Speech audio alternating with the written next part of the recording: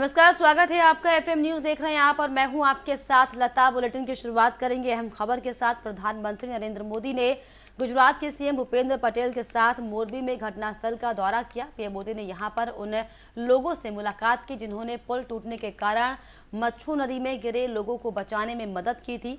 PM Modi इसके बाद Morbi civil अस्पताल पहुंचे और यहाँ पर घायलों का हालचाल जाना।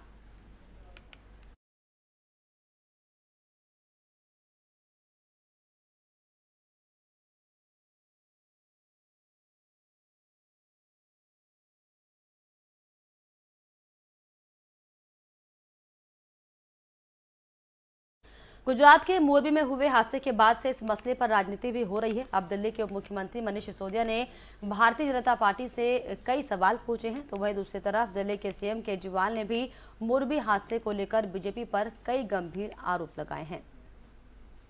मोरबी के अंदर जो इतने सारे लोगों की मौत हो गई, मैं भगवान से प्रार्थना करता हूं, उनकी आत्मा की शांति के लिए मैं भगवान से प्रार्थना करता हूं, प्रभु ने अपने चरणों में शरण दे। जो लोग अस्वस्थ हैं, जो घायल हैं, भगवान उनको जल्दी से ठीक करे ताकि वो अपने अपने घरों में जा सकें। जो सारे तथ्य निकल के आ रहे हैं वो ये कि ये एक बहुत बहुत बहुत बड़े भ्रष्टाचार का मामला है जिसको अब दबाने की कोशिश की जा रही है। एक घड़ी बनाने वाली कंपनी को पुल बनाने का ठेका दे दिया गया। उसने कभी पुल बनाया ही नहीं था, ऐसा कहा जा रहा है। मैंने मीडिया में देखा, आप ही लोगों की स्टोरीज देखी।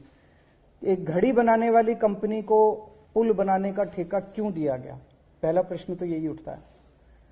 नंबर 2, उसको बिना टेंडर किए पुल रख रखाव का, मतलब मेंटेनेंस कह रहे हैं या रिपेयर कह रहे हैं, रिपेयर का ठेका क्यों दिया गया?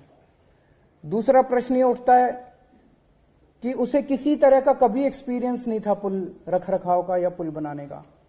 बिना टेंडर के उन लोगों को क्यों दिया गया? इसका मतलब उनके किसी ना किसी के साथ रिश्ते हैं, या तो इनके पार्टी के साथ रिश्ते हैं, इनके नेताओं के साथ रिश्ते हैं।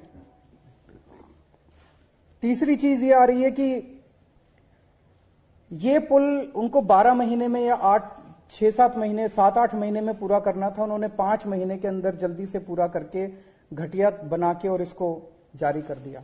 और अब ये जो एफआईआर भी दर्ज हुई है, एफआईआर के अंदर ना तो कंपनी का नाम है, ना कंपनी के मालिक का नाम है।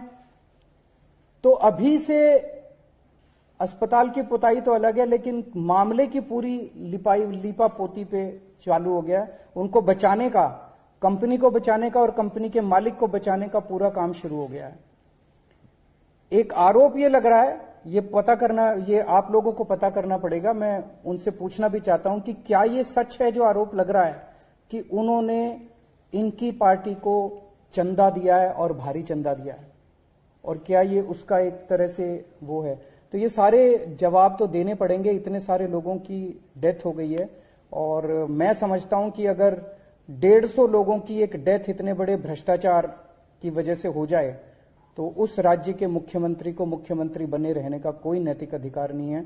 गुजरात की सरकार को इस्तीफा देकर तुरंत चुनाव करा देने चाहिए। चौथा सवाल मेरा यह है कि भारतीय जनता पार्टी बताए कि ये जो कंपनी है घड़ी बनाने वाली, जिसको बिना अनुभव के ठेका दिया गया, बिना टेंडर के ठेका दिया गया, इससे भारतीय जनता पार्टी ने कितना चंदा लिया है? भारतीय जनता पार्टी ने इस कंपनी से कितना चंदा लिया है? भारतीय जनता पार्टी ने इसके मालिकों से कितना चंदा लिया है? और इस कंपनी के मालिकों की बीजेपी के किन किन नेताओं से नजदीकी है? भारतीय जनता पार्टी इस बात का खुलासा करे कि मोरबी में जो 150 लोगों की हत्या हुई, उस हत्या के पीछे भारतीय जनता पार्टी को कितना चंदा मिला है। वहीं मोरबी हादसे को लेकर कांग्रेस नेता और राज्यसभा सांसद जयराम रमेश ने बीजेपी पर निशाना साधा। उन्होंने कहा कि गुजरात में बीजेपी एयरक्राफ्ट बना सकते हैं लेकिन पुल नहीं बना सकते। उन्होंने गुजरात मॉडल को फेक मॉडल बताया। चुनाव आ गए हैं तो ये सब याद अभी आ रहा है इनको। ये जो समुदाय की बात आप कर रहे हैं, ये लाल बहादुर शास्त्री के ज़माने के समय में वो इन इलाके में उनको बसाया गया था। चुनाव आता है, अचानक बीजेपी को याद आ जाती है ये सब मुद्दे। असली बात तो ये है कि गुजरात मॉडल, जहां अभी एयरक्राफ्ट बनने वाले हैं, वहां हम एक पुल नहीं बना सकते। एयरक्राफ्ट बनाएंगे, हवाई जहाज बनाएंगे, पर हम एक पुल बना नहीं सकते। करीब 150 लोगों की जान गई है, और इसके जिम्मेदार कौन है? ये कॉन्ट्रैक्टर हैं। कॉन्ट्रैक्टर को कॉन्ट्रैक्ट किसने दिया है? राज्य सरकार ने दिया है। स्कूल में जाइए, अस्पताल में जाइए, आज के सोशल मीडिया में देखिए जिस तरीके से अस्पताल की सफाई हो रही है, उसकी क्या दशा थी, और अभी प्रधानमंत्री वहां जा रहे हैं, उसको एक किस तरीके से वाइट वॉश कराया जा रहा है। ये गुजरात मॉडल है, ये तो बिल्कुल नकली। मध्य प्रदेश के 67वें स्थापना दिवस पर सीएम शिवराज ने प्रदेशवासियों को शुभकामनाएं दी हैं। उन्होंने एक आलेख लिखा। उन्होंने सीएम ने लिखा कि आज आनंदित होने और खुशियां मनाने का दिन है। उन्होंने कहा कि मध्य प्रदेश स्थापना दिवस का आयोजन हमारी संस्कृति और उसके जुड़ाव का प्रतिबिंब है, अपनत्व का प्रकटीकरण है, मध्य प्रदेश निर्माण का संकल्प और विजन है। सीएम ने लिखा कि मध्य प्रदेश न केवल भौगोलिक दृष्टि से देश का हृदय प्रदेश है, बल्कि अपने बहुरंगी बहुमुखी विशेषताओं के कारण ये देश के दिल की धड़कन भी है। निरंतर प्रयास और जनता के सहयोग से मध्य प्रदेश ने कीर्तिमान स्थापित किए। उन्होंने कहा कि वर्ष 2003 में मात्र 44,000 किलोमीटर सड़कें थी और अब 3 लाख किलोमीटर क्षेत्र की सड़कों का विस्तार हुआ है। किसान समृद्ध और आमजन खुशहाल है। मध्य प्रदेश ने देश में पहली बार मेडिकल की पढ़ाई हिंदी में शुरू कर इतिहास रचा है। सीएम शिवराज ने लिखा कि भारत वर्ष 2070 तक शुद्ध कार्बन उत्सर्जन के लक्ष्य को प्राप्त करेगा। मध्य प्रदेश को हार्ट ऑफ इंडिया के साथ लंग्स ऑफ इंडिया बनाने का प्रयास है। आज मध्य प्रदेश दिवस के शुभ अवसर पर सभी प्रदेशवासियों को, बहनों भाइयों, बेटे बेटियों को हार्दिक बधाइयां, शुभकामनाएं। कभी बीमारू था मध्य प्रदेश अपना, लेकिन अब हम तेज गति से आगे बढ़े हैं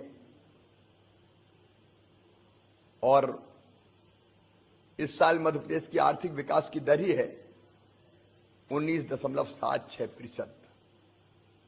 बीमारू से सुचारू और फिर अब आत्मनिर्भर मध्य प्रदेश बनाने की दिशा में हम तेजी से आगे बढ़ रहे हैं।